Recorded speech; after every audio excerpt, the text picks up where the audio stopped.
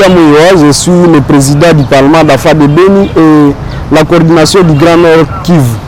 Oui, vous êtes bâti et après vous avez échangé avec le chef de l'État, Antoine Félix Tshisekedi, lors de son passage ici à Beni, et c'est ici à l'est de la RDC.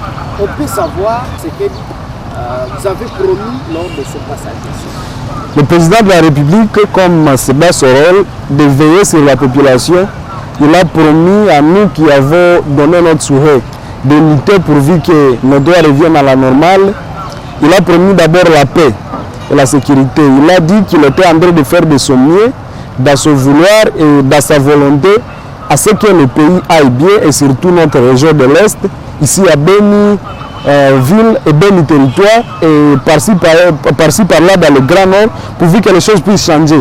Donc c'est ce vouloir de changer le pays et il a promis qu'il pourra le faire malgré tout ce qui peut se donner comme obstacle. Il ne va pas négocier avec les rebelles, il va faire de son mieux pourvu que les puisse retrouver la paix que nous avons tant pleuré. Et nous l'avons demandé que la paix, mais aussi prendre en charge tous ces gens qui se sont donnés pour venir lutter et qui ont subi de pires violences, de tortures, de fouets et beaucoup d'autres abus qui ont été commis à leurs égards. C'est que pour moi, je pense que lui, étant comme président de la République, et ce qu'il a promis, il pourra toujours et toujours veiller à ses paroles et nous pourrons le rappeler ensemble, nous et vous. Alors, si tout ce qu'il a promis, on peut savoir si il y a des changements, s'il y a quelque chose qui a changé par rapport à sa promesse. En fait, par rapport à ce qu'il a promis prendre en charge les victimes. Il y a déjà une personne qui est à Kinshasa et les autres vont devoir suivre aussitôt l'État va le permettre.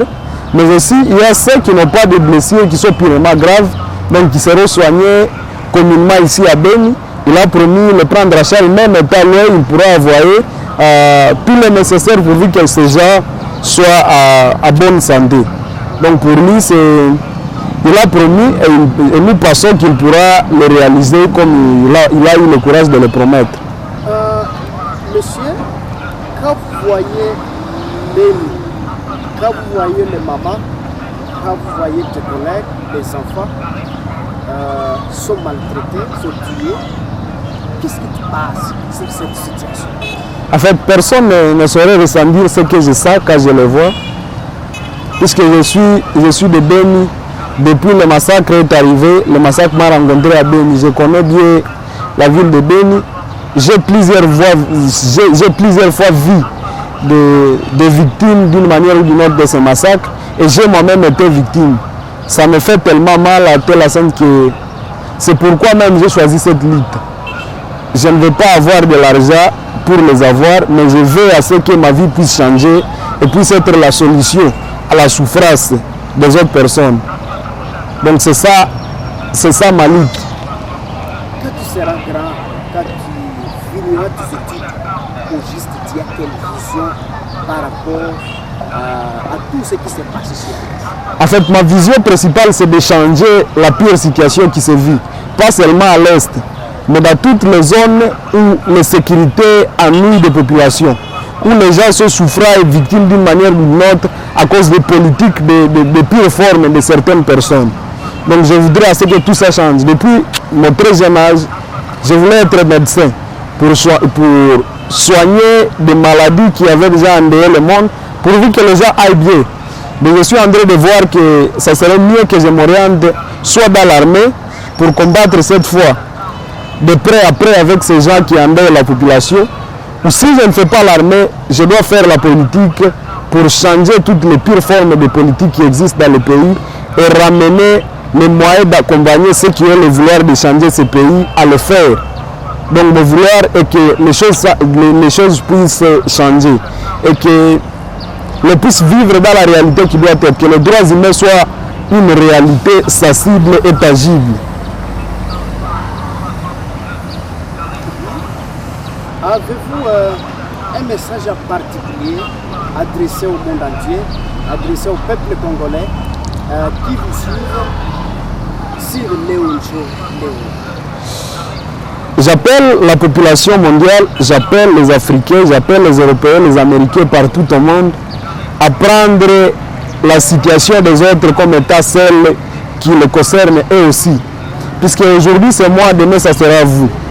Et le fait que l'ensemble s'est saboté, l'on voit que les informations passées à la télé parlant de la souffrance des autres, sans pour autant donner de ce pouvoir pour intervenir afin que ces gens puissent avoir de l'aide, c'est aussi d'une autre manière participer visuellement à la souffrance des autres. C'est aussi, je dirais que c'est une complicité dans les affaires.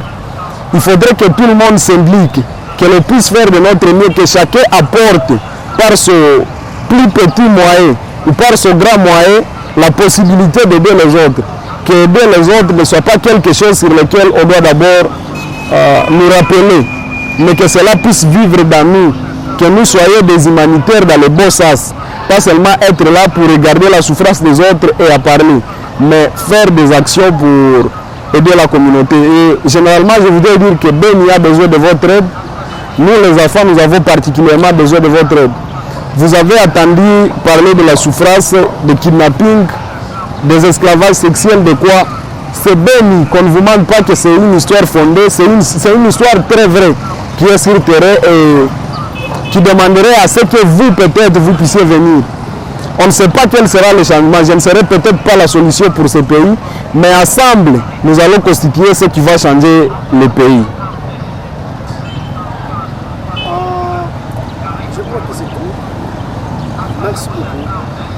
C'est à nous, la population bénitienne, de vous remercier pour avoir fait de votre mieux, venir contribuer à la pacification de notre région.